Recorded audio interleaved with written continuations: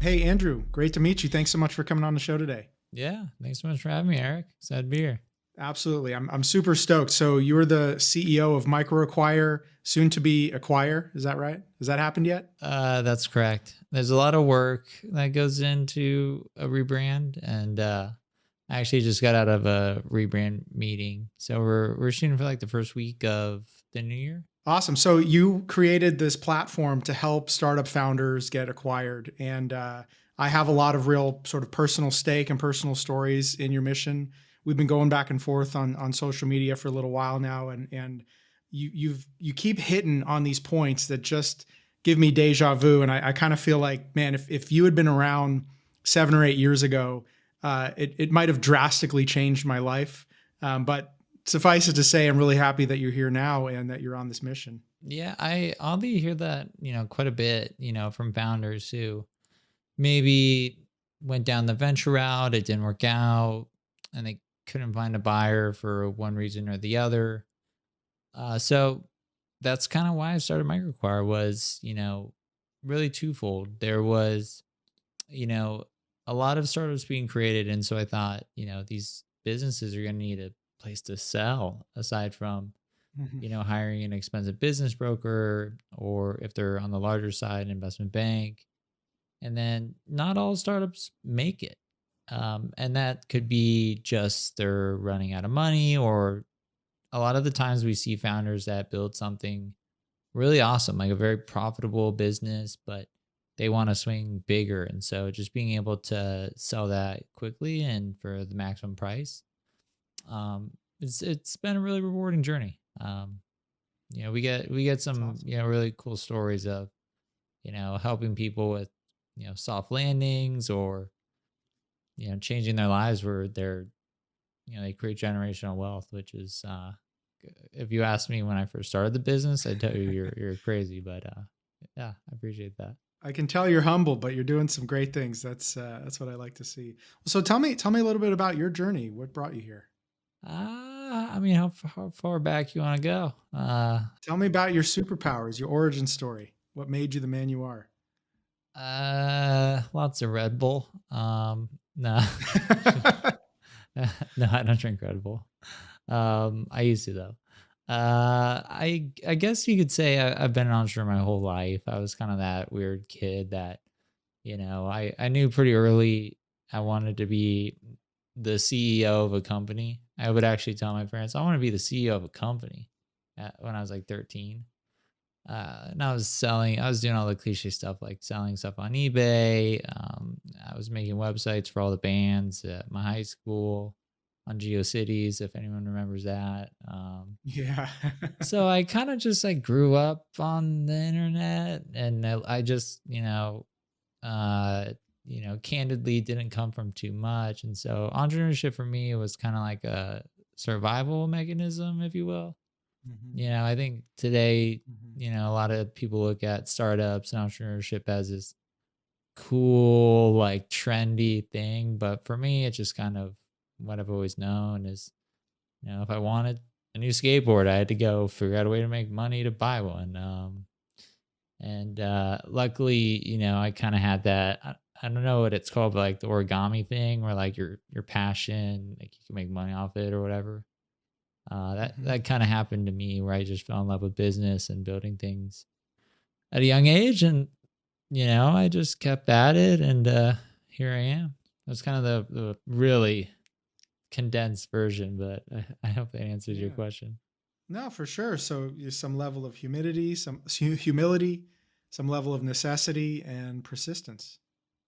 Seems like a good recipe. Yeah, I would say persistence is a big one, and when just maybe probably going off topic here, but I was talking to a friend about this the other day, but when you look at like every successful startup founder, however you want to define success, and I think success really is defined by you, but regardless of where you define that, if you look at any sort of entrepreneur doing like something interesting, or they appear successful in your eyes or your opinion, they have probably failed or tried at so many other things to get to where they are. Mhm. And I think that's just kind of like how I've gone through my life is, I learned sales, I learned web development, I learned all this stuff along Yeah. the way. And I think a big part of that, of just being persistent, is you have to enjoy it. If you want to be great at something, Right. you have to be really consistent at it. And if you're not consistent at it, you're never going to be great at it. So I think, again, bringing up that little origami thing, where you can find something that you love to do, that makes money, that you're pretty good at, that also, Right. like, the world needs. I think that's the other side of it. That's kind of when you win. Yeah, oh, that's awesome. I've taken kind of the reverse entrepreneurial journey where I kind of started as the builder and worked my way backwards to being the founder and the sales and the marketer. Whereas a lot of entrepreneurs kind of go in the opposite direction. They're the salespeople and they have to try to figure out how to build things. But we all make it there one way or another. So you say kind of failing and trying different things along the way, but you've had a few successful exits under your belt, don't you? Yes, the first really meaningful business, if you want to call it a business, it was this job board that I made in college. It had a silly Hmm. name. It was called phonefreelancer.com.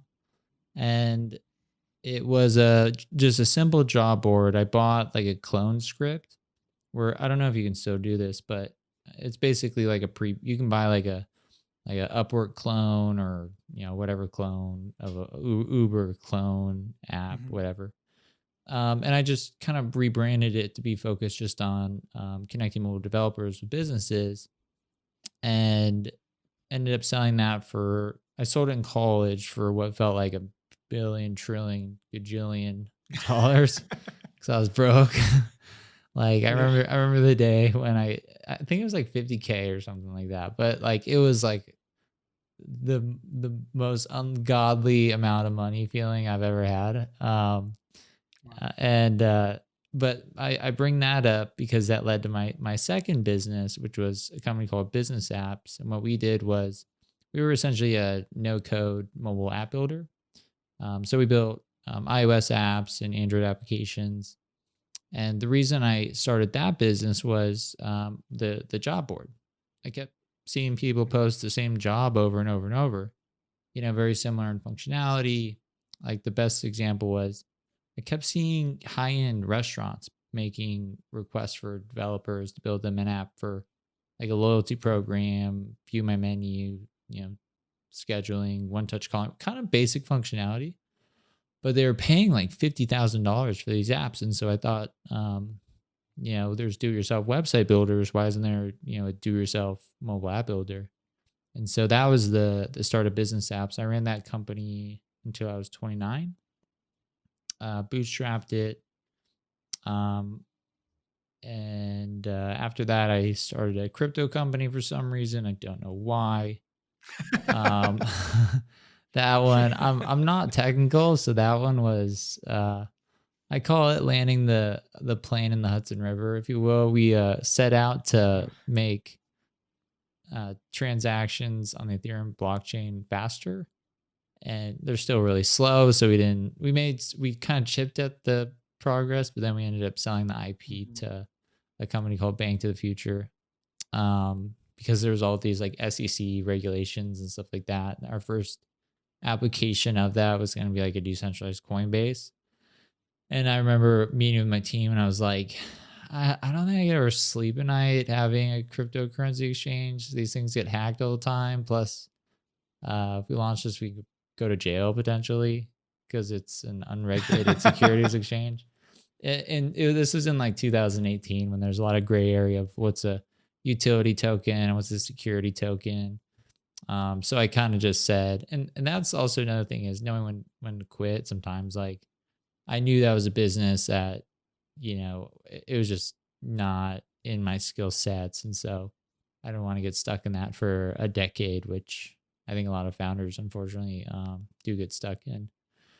And then after that, I actually, uh, am I going, you want me to just keep going with kind of like, Well, I'm trying to see how it connects to MicroAcquire. I'm seeing the pattern here. You had this marketplace. You saw a pattern of people with a similar problem. You built a platform to service that problem. you moved into another place. You had this challenge around, like you said, sort of acquiring or getting out of a business that maybe wasn't something you wanted to get attached to forever. How did that lead you to where you are now? Yeah. So with MicroAcquire, in between, so business apps, altcoin, and then MicroAcquire. In between that, I actually took a CRO role at a company called Spiff. I helped build their sales team and their marketing strategy.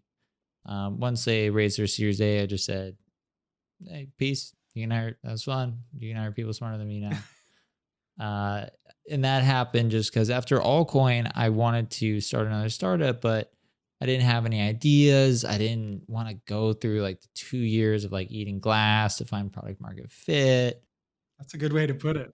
Yeah, and I was playing Madden so much. For like 2 days, I was like ranked number 98. I was a top 100 Madden player, and my wife Oh was my like, "You need to you need to do something." So I started consulting for startups, and then came across this company called Spiff. Check them out if you haven't heard of them. But they automate sales commissions for large sales teams, and I had used their competitor at my first company for my sales team. So that was fun. But what I also was doing on the side was looking to buy a SaaS company. So I looked all around the market, all the typical places. Didn't really see anything specific to SaaS. Didn't really see anything specific to serious acquires, anything that really, put trust and security at its core. Anything that would really make me comfortable as a startup founder listing with, if that makes sense.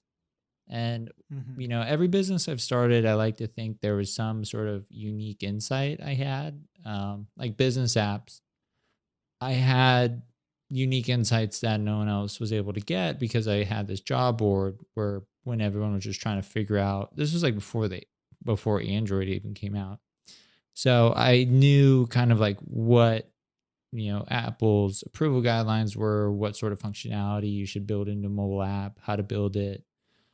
And then with MicroAcquire, my unique insights were just from, selling to businesses. Like I'll give you a few examples. Like number one, everything on MicroAcquire is completely private. So you can't view a startup unless the founder grants you access and verifies you as who you say you are. Whether that's signing an NDA, showing proof of funds, whatever level of comfort they need to show their startup URL, whatever documents they've uploaded, essentially their data room. And that's just from an experience of telling my company that we were selling, because you get questions ranging from, am I becoming a millionaire, billionaire, am I getting fired? And so I knew it had I knew it had to be private. And then also, a lot of the other places where you'd buy startups, you just get these like numbers, but they weren't like, I wanted to like just give me access in like Stripe or Chartmogul or something like that. And so I thought it'd be cool to actually directly connect and like bring data into, the vetting process as a buyer. Um, and so that's a few unique insights. And then I think the biggest one was when I sold business apps, I can't tell you how many friends I had reach out that just asked me things like, what's due diligence? What's like the legal process? How did you find the hmm buyer? And it just kind of hit me like, wow, okay, so as an entrepreneur, there's a million books on fundraising, there's a million books on marketing, sales, team, whatever. And there's nothing on like arguably the most important part of the founder's journey, which is the exit. And so, I felt there was a lot of education, like a gap in the startup ecosystem in terms of, when should you sell your business? How do you find a buyer? How do you negotiate terms? How do you navigate due diligence? What are the legal steps? And then, now we've reached a point where we're building tools that helps with each step of, going through an acquisition, just making the whole process easier because it took me 3 years to find, or no, 5 years to find my buyer. We had originally met and then kind of kept in touch. But solving all those pain points from finding a buyer to streamlining legal doc creation to due diligence and just simplifying everything and standardizing it for the whole startup ecosystem. That was something I saw as just something I wish I had, like you just said. When I was Yeah. selling my first business, there were so many times where I was just like, man, like, how do I sell this thing? Like, what do I do? It's Like, arguably the most painful and sort of least sexy part of running or building a startup is actually the part where you get all the money. The thing that you're driving towards, working towards for so many years, it's just so painful to get to the other side of it. So it's great that you've able to streamline that and make it simple and easy for people. The thing that impresses me the most, though, and what I really wanted to talk to you about, was just how it makes an exit attainable for smaller businesses. So we kind of talked about online as the killing the cult of the unicorn. I have it in my experience. I'm sure every startup founder has felt that pressure once they start getting involved in VCs. Is how are you going to become a unicorn? How are you going to become $1 billion company? And not everybody is really trying to do that. And not every business model scales to that level. And I think you have to make a very different set of decisions about the kind of business you're going to be if you're going to try to be $1 billion business versus one that says, we're going to try to provide a really great service in a niche. We want to stay within this niche. We want to expand our market share, but we don't want to get super big. And wouldn't it be great if you could have a successful exit without ever having to compromise those principles? So that's the thing I think that impresses me the most about what you do. yeah, it's kind of funny, but if you want to create wealth, definitely bootstrap a startup. I don't think enough founders realize that because the odds are just stacked against you. Like you have a 1% chance of reaching $1 billion valuation out of all startups that receive venture funding. And then if you just look at, the types of buyers that actually are able to, acquire $1 billion company or go public, you're you're down to like a tenth of 1%. And you could spend a decade building Mhm. that business and make absolutely no money. And then just be stressed Mhm. out all the time and then lose like 3 years off your life. And I say this because I know both sides of the fence. Like Business House was bootstrap, um, MicroAcquire is venture backed. So I've seen both sides. And, I always say bootstrap if you want to create wealth, and then raise venture capital if you want to change the market. And you just don't really care about the financial outcome because the odds are Mm. so against you. And another analogy I would use is, when you boot, and this is what I think a lot of entrepreneurs miss when they first start a business is just write down what you want. Like maybe it's just 5 million bucks. Maybe it's like just two Mhm. million bucks. You buy a house cash, put the rest in index funds, and you're set for life. Never have to worry about money. Like some people, $5 million in VC land is like, oh, that's cute. But in reality, it's like that's life changing money for 99.9% of people. And I think a lot of entrepreneurs just don't realize that. Like, you don't need $1 billion. Like, what do you need a private jet for? Or something like, what are you gonna? You're just gonna die with all that money. It doesn't make sense. And Um, you're probably going to die a lot younger too because you're going to have a heart attack. yeah, and well, and especially if like you don't have, if you are gonna go down that route, at least get a win under your belt. So if it all goes to zero, you didn't just waste a decade of your life, and then you're like, oh shit, like maybe you just started a family, and like that's where things can get kind of dangerous when you go down that path. Yeah. So I always say, when you're building a company comparative to bootstrapping and raising venture capital, you're kind of at like the blackjack table. So if you're Mhm. bootstrapping a company and you get to, 1 million in revenue profit, you can cash in those chips whenever you want. Like you don't have any approvals and you'll walk away a millionaire. But then once you kind of dip your toe in the venture capital world, those chips get taken away from you and you got to make a ton more chips to ever sell. Mhm. And so I think a lot of entrepreneurs think the goal is to raise funding because that's cool and people talk about it. And, there's all this weird flexing in like kind of the venture world. Like, who'd you raise from? Like, did you get, the press to write about you? And it's like, your job's to build a business. Did you forget about that? Mhm. Mhm. So That's another thing that I love about MicroAcquire is we're able to, help entrepreneurs that, we're taking a more realistic and, I would say probable path of success of entrepreneurship. But we also do work with a lot of venture backed companies too as well. So tell me a story about an entrepreneur who sold on your platform that really kind of pulled at your heartstrings. There's a few. I would say there was there's one that comes there's two that come to mind. One is there was this college student in India, and he sold a platform that helped people pass uh, engineering tests for fan companies. Excuse me, Mhm. like Google, Apple, Facebook, and he sold it for like I can't remember the exact number, but $300,000-$400,000, call it. And that he's like in college and he just made that much money. And he wrote me this email, this really heartfelt email about how he paid off all his debt. He bought his mom a house. Like he's kind of set for life. Like, he's going to go do these awesome things now. And then that just hit me like, okay, I'm in California. He's in India. And I just changed like I didn't really do anything. But his life is forever Oh, you changed. did.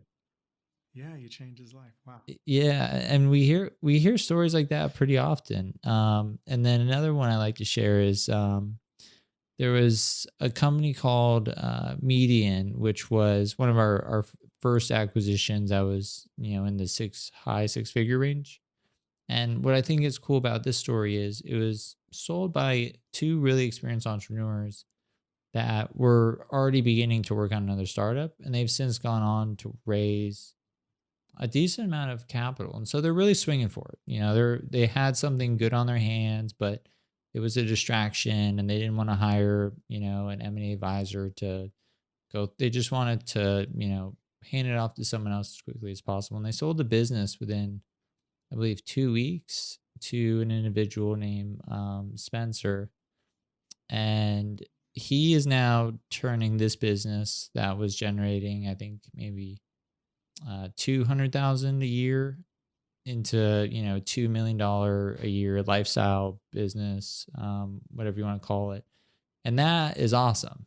So the buyer is happy, but then the sellers are also happy too, because they use that money as seed funding for this bigger company that they want to swing big with which I Mm-hmm. think both Mm-hmm. both paths are awesome. Just understanding which one is right for you. And that was that we see a lot of those sorts of exchanges where someone sells something and they get to go work on whatever they're more passionate about, and then the buyer is taking something and they see growth opportunities. They're able to breathe more life into the business and turn something that may have gone to zero and turn into a decent business. I love that. Yeah, I do a number of conference talks, and I was giving a talk to a room of first time founders, kind of an early, like a postgraduate entrepreneur conference. And one of the questions from the audience was, what factor, what trait makes me most likely to be successful in raising venture money? And my answer was to have already exited, to have already won. And that was this sort of paradox that made everybody like uncomfortably laugh, that your best way of being successful is to have already been successful. But that's really exactly what you're talking about here is bootstrap something, get a win, then leverage that war chest to swing for the fences. And that's something I think that too many first-time founders fail to see is that, well, I've got to raise money. I don't have anything. I don't have skin in the game. I don't have cash at my disposal. I got to go raise money for everything. And then they lose all their equity. They get diluted, to the teeth. Whereas if you're able to come in and seed and bootstrap and take it a little bit further down the road, you'll be able to retain more of your equity, raise a larger round, and be more successful. So I think absolutely for the first time founder, this is the way to go. Yeah, I did that exact thing with business apps. We raised like 100K like super early, but then the business grew so fast. We were like, we don't need any more money. We're good. Yeah. And at that age, I just wasn't comfortable getting involved with. I had a really good mentor. His name was Christian Friedland. He surprisingly, as a investor, he was like, "Don't raise more money. Like, again, you're at the blackjack table and you've already won. Like, you have something that you can sell for millions of dollars. Like, if you Hmm. raise money, that goes away."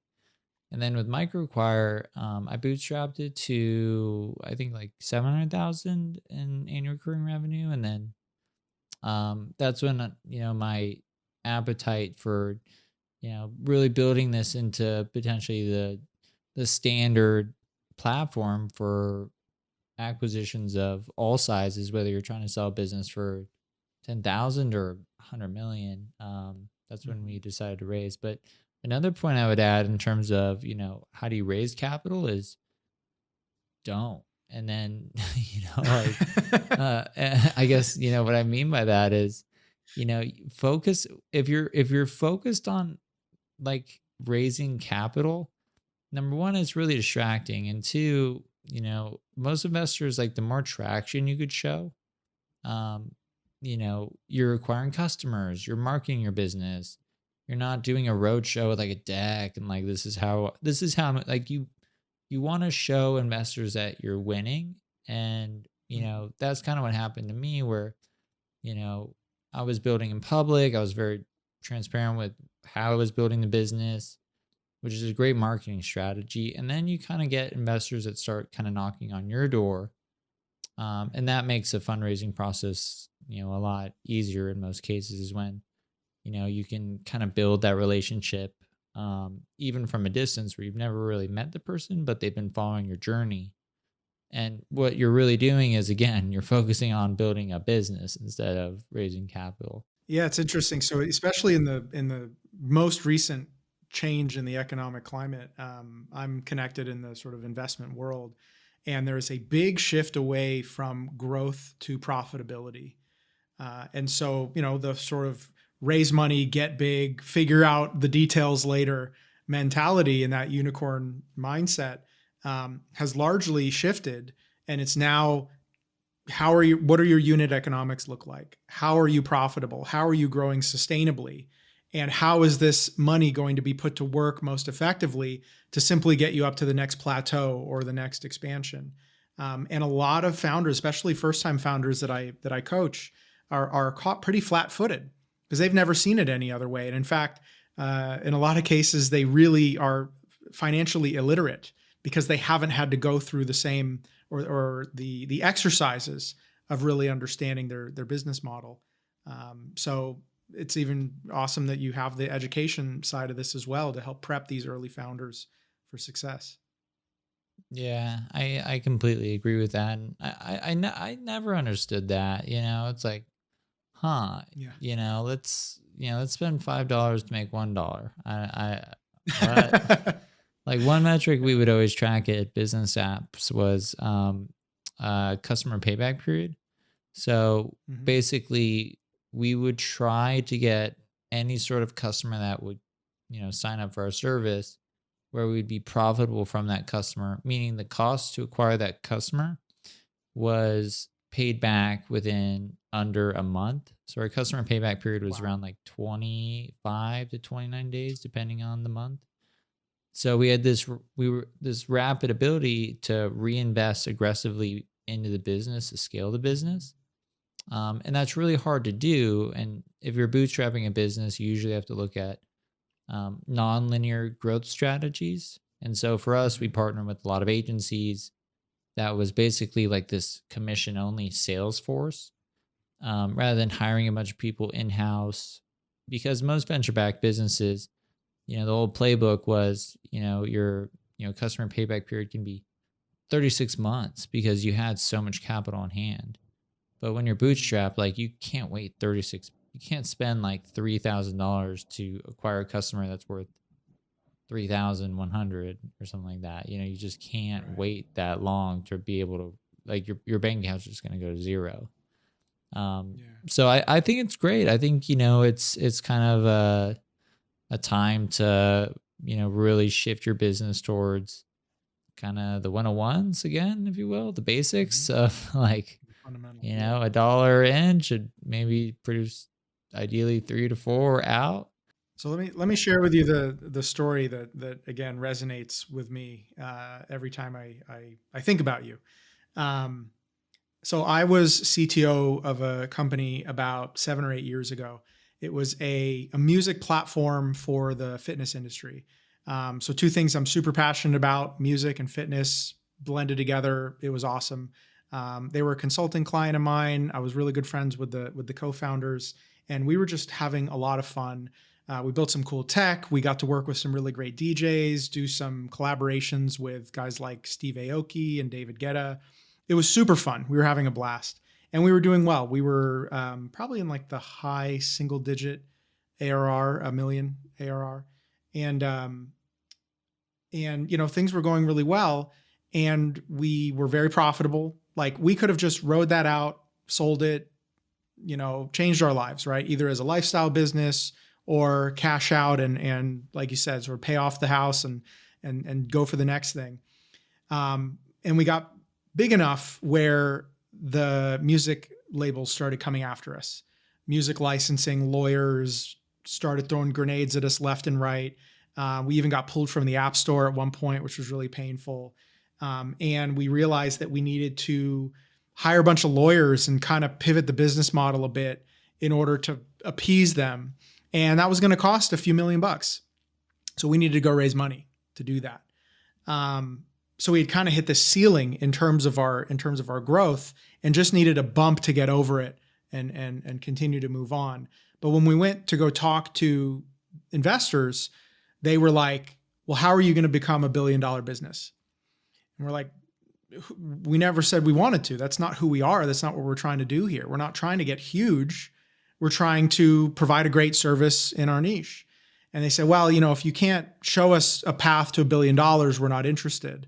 Because they had this sort of scorched earth mentality that, you've got like whatever, Hunger Games, right? Everybody's out there trying to become a unicorn, and only one or two of them are going to make it, and everyone else is going to burn out. When we didn't really want any part of that, or at least part of us, my CFO and I didn't want any part of that. But they had planted the seed in my CEO's mind, and he decided, well, we have to do it. We have to go become $1 billion company. Let's pivot. Let's go become something completely different. And in fact, several of us actually quit right away. And I wasn't too far behind. Left the company because, it just wasn't where I wanted to be. Wasn't the business that I wanted to get into. And it was really a shame because we had offers. We had people that were willing to pay us maybe 2 to 3 times sales, which is great. Life-changing money. Like you said, pay off the house, pay off the debt, invest, your retirement's stacked, ready to go. And we had just hit this wall in terms of fundraising. So as I said, if you guys were around 7 or 8 years ago, we could have sold on your platform, had a nice multiple, ridden off into the sunset, started the next startup, and off we went. And instead it kind of fell flat, and that's really unfortunate. So I'm very happy for you and for people who get to be on your platform. Yeah, I have a very similar story that's actually pretty painful. You want to hear it? Yeah. So I actually invested in, I won't say the name of the company, but me and a couple buddies, and it was, I won't even say what it did, just, but anyways, Mark Cuban was like interested in investing. They had everything going for them. And there was this pivotal moment where they had gotten the business to, let's call it like 5 million in revenue or something like that. And I took a call with them and I said, sell the business now, like sell the business, you guys. And they were like 24, 25. And, they were, it was a mobile app. They were like trending in the app store. It was doing exceptionally well. And they were at this crossroads where it was, do we raise more money or do we just kind of, keep operating the business as we should? And they got lured into, we got to build $1 billion company. We want to expand into these different verticals. And me and, my friends were all like don't do it. Like, you have like a bird in the hand. Don't go for the two in the bush. Like, cash in the chips now. You're so young. And then fast forward 5 years later, it didn't work out and the business went to zero. And those stories are so common, and I think it just goes to show you where, you know, again, when you build a startup, I think people who build, billion-dollar companies, they're exceptionally, rare people. And I think it's awesome. Cool. You're climbing Mount Everest. Right on. Like, we're trying to do that in MicroAcquire. It's hard as hell. Cool, dude. But I think it gets sort of so tainted because so many entrepreneurs feel like that's the only path to being successful when it's not. It's like, if you don't have a win under your belt, these entrepreneurs that I'm describing, I'm pretty sure if they had a time machine, they'd go back and they'd take that offer and they would be happy as hell right now. And that's why I say, one of the first things that you should do when you're starting a business is write down what you want out of the startup. If it's like, hey, I got to be the next, I need to be on Forbes or something like that. Okay. All right. You're going to take certain actions and raise money and build a certain business a certain way to get there.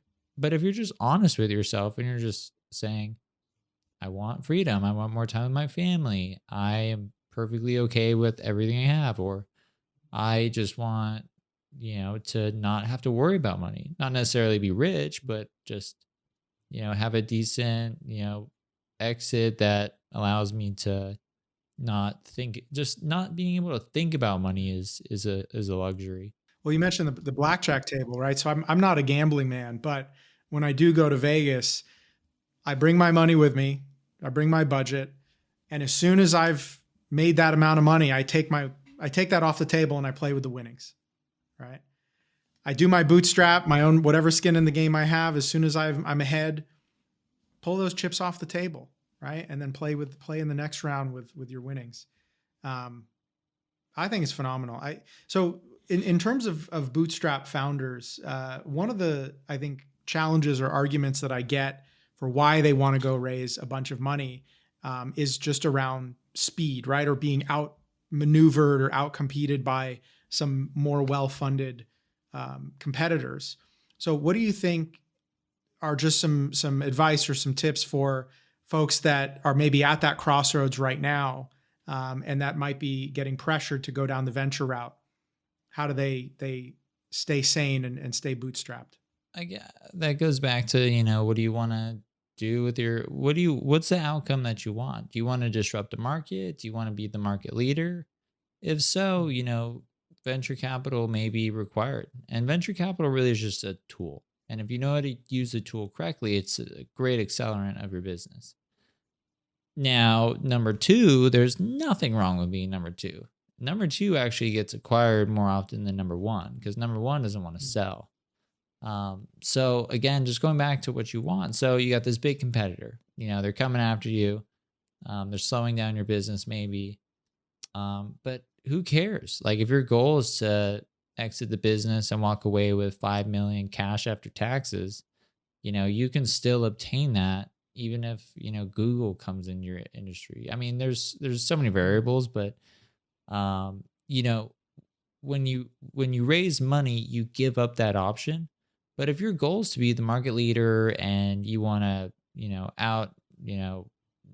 disrupt the market, what have you, sure, then I think that's an appropriate time to consider a fundraise because, it can be required to really build a business that shifts a market that much or, leads the way in a market.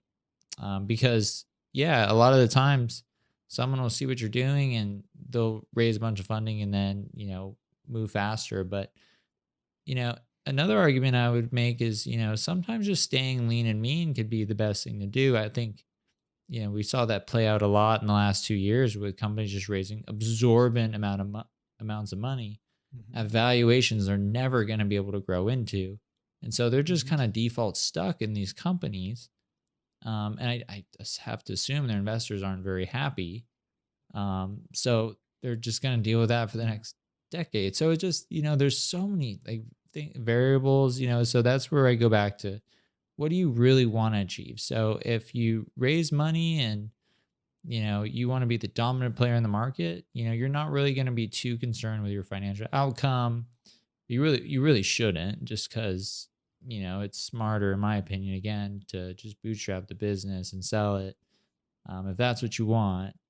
um but yeah, I mean, that's a tricky one. I think a lot of entrepreneurs face it, where a competitor comes in and they don't want to lose market share, and they think venture capital is the only option, but it's really not. Like, you can still build a really, really, really great business and just be kind of the one that maybe lets someone else educate the whole market, and then maybe nip off like the highest value segment of this company that's got to serve everybody. You can just serve their one most valuable customer segment, and really be more focused. So there's a lot of benefits to being niche and nimble, if you will, as well, that can build a better business. So I guess, put another way, like, building on a budget can sometimes build a better business, because every person you add to your team is like adding another layer of communication, which actually counterintuitively slows things down in a lot of cases. So that's a tricky one, but I would just go back to just really being clear about what do you want out of your startup. What is your ideal outcome? And I think if you don't have that compass, you'll start making decisions that you're going to regret. Yeah, keep moving the goalpost, right? As soon as you attain that number, well, there's another number even bigger that you can go after. And whoops, we had to let go of some principles along the way, but all in the chase, right? And I'll also understand like what motivates you. Maybe it is to like become a billionaire. For me, it sounds cheesy, but it's just helping people. I love like one of the oddest thing that I love. I used to write a lot, mostly in a journal, and I wrote a book about my experience building my first company just through the journal entries. And it's not like a weird journal. It's just kind of like things I'm thinking about, as the business is going, things I'm grateful for.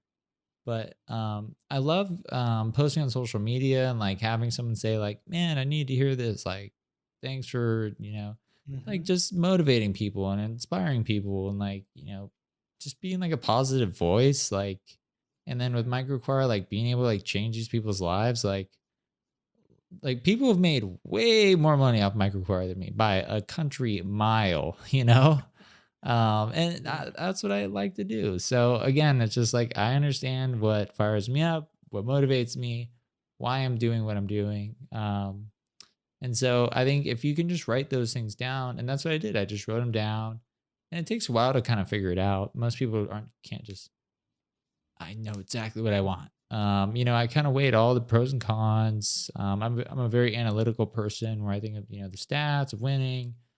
Um, and I think of that religiously, in terms of you know if it's not fun, it's just not worth it. And I think a lot of Mhm. entrepreneurs go down this path, or they just build a business that they end up hating because they made decisions where being a market leader is exhausting. You're constantly fighting off new competitors. You're constantly having to grow or increase, your TAM or addressable market or whatever. Your growth is never enough. Like that's, but some entrepreneurs love that. It's like it's playing the game at the highest level, if you will, and you're kind of playing for the Mhm. Yankees. Yeah. But again, like the stats of you actually succeeding in that environment are very low. So understanding like, Doing the is do job. you want to play at that level, or would you much rather have maybe a little bit more of a calm, profitable business where you can just go do whatever you want, you don't answer to anyone, and then you'll probably actually exit the business for more than you would the other business if you raise money. It's sort of silly to say, but provide a great service and do it at a profit, and just keep doing that. Do it at whatever scale you can manage. Do it forever, as long as it stays interesting for you. But I think that the culture has unfortunately pushed too many entrepreneurs to think that that's the only way to do it. But the only way to do it is to grow big and to be greedy and to grow at all costs. And I think it's an important message that there is another way to do it, to grow sustainably, to provide a great service at a profit, and not be so focused on extreme growth. Make an impact in people's lives, right? Make people's lives better, and even the lives of your employees as well as your customers, right? So more profits means you can take better care of your people as well. So all of this, I'm very happy, and I love that when I see your voice on social media. There's not a lot of people that I feel like I can connect with and even engage in on their posts, right? Engage in their conversation. But every time I see you post, I'm always like, it's succinct, it's principled, it's in clear common language. Like I can get into that conversation, you know. It's not just some high level platitude, or it's not just some sort of motivational mumbo jumbo. But I can tell that, that you're really speaking from the heart. So I appreciate that. Yeah, thanks. Just so you know, like usually when I write anything on social media, it's usually like in my kitchen when I'm like making a bagel or something like that. I'm like, I don't know. Like, yeah, I mean, if you check most of my Deep tweets, thoughts. it's Yeah. just all from my iPhone. Just like, I don't know, like if you don't have any competitors, it's probably a bad thing for your startup. Like, I don't know. Right. That's actually probably a good tweet. I'll tweet that out after this. There you go. Yeah, tag me on it. No, it's funny, it's like I said, it is very succinct. It's like, hey, if you're thinking about building a startup, just go do it. You'll be happy you did. I mean, very simple things like that, but uh they're impactful Yeah. at the end of the And day. the reason I actually focus on those are my favorite tweets to write that, can be, I'll admit they're kind of fortune cookie and a little corny, but I Yeah, think the yeah, yeah. biggest hesitation for entrepreneurship is just taking that first step. Like just getting Mhm. started, like just, getting rid of your fear of failure, whatever's holding you back, whatever. And I think just having, a person that's just constantly like, hey, that startup idea you keep thinking about, can you please build it? Like, just like, please, like, can you, hey, friendly Yeah. reminder, it's, you should build your that startup. Yeah, like, I'll just say stuff like that randomly. Um, and And those people are eat it up, where, man. yeah, some people need to hear Because it that. cuts through. It cuts through the BS. Yeah. Yeah. So, I, Awesome. So what's the what I have another question for you is I know you're obviously busy obviously building this huge company, but how are you involved in the startup community outside of MicroAcquire? what do you mean? Like conferences or? Yeah, like what communities are you engaged with? I mean, uh how do you engage with founders outside of the platform? I'd say a lot on just social media. I mean, I'm not a Mhm. very big conference person. I'm actually like an anti-conference person, literally to the degree. Have you heard of Saster? Mhm. Yeah, Saster was literally like 5 minutes from my house. I don't want to go. So I threw Oh my a god. party at my house, which is 5 minutes away instead, just because I hate Oh, conferences. So that's just me. I mean, I don't want to walk around a bunch of booths and say hi to someone for 2 seconds. I'd rather, you know, let's hang out, and have a meaningful like dinner or something like that. But communities that I like, I'd have to say just like I'm pretty heads down right now. So yeah. I'd say probably the biggest community is really with my team. I say no to, I mean, my unfortunately, like I have a templated email that just says like, "Hey, I'm just so busy right now and I'm making an effort to say no more than I say yes, and I'm just trying to keep up with MicroAcquire's growth."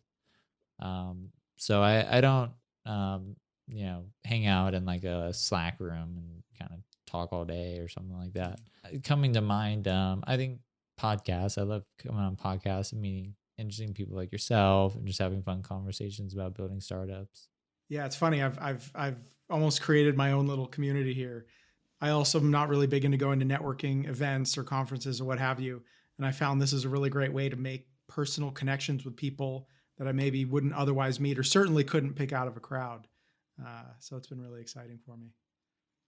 But hey, so another question too is where, what are some of the big growth challenges that you're dealing with today? Big growth challenges. I would say, you know, there's a lot of like uncertainty with just where just everything is kind of headed from a macro perspective. And what I mean by that is, are we in a recession? Are we not? The running joke is if you're a Democrat, we're not. If you're a Republican, we are. I'm not very big on politics, so I regret saying that immediately. But I think the biggest challenge for us in the next year is, you know, we've created so much value for entrepreneurs on MicroAcquire, but it's free to sell your business, and we're gonna have to shift to a point where we charge commissions. And so this is where I tell my team we have really great product market fit, but we haven't really nailed business market fit in terms of Mm. when should we capture commissions, how should we capture commissions. And from day one of starting MicroAcquire, I've had two principles. One is I believe there should always be a freemium option, depending on the size of your business. And then two, we want to add so much value into the acquisition where we're not just kind of doing a F you pay me move. Like, all right, well, we got everybody here now, pay us. We make it easier. We make it, we reduce the time that it takes to, close a deal. And that takes time to build out that product suite. So I'd say that's probably the biggest challenge at the moment is, the monetization in terms of, like, for example, we have closed well over 500,000,000 in acquisitions this month. We're looking at probably around like 50 million in closed acquisitions, and we don't take any fees off of those. And so I'd say the biggest top of mind item is, number one, how can we increase that number?